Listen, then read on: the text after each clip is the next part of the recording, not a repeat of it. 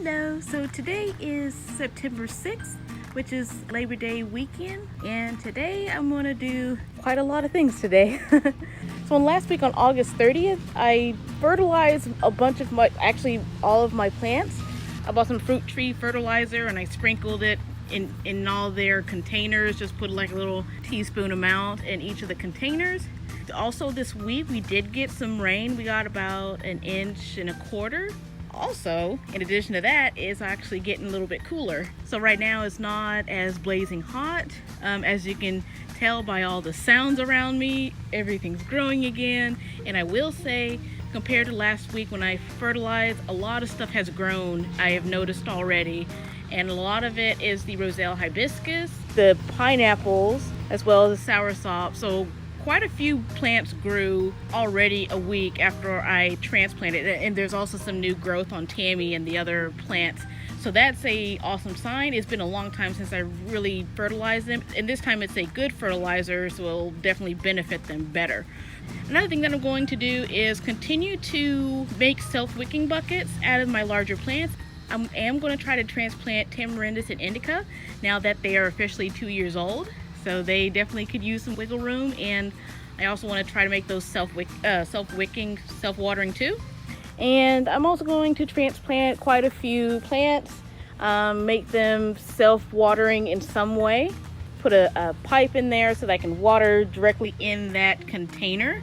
The idea is that water will slowly release out of that bottle. So I'm also going to separate my cold sensitive plants, put them in a container or a basket like this, to where if it gets low, I can grab them and put them inside or something.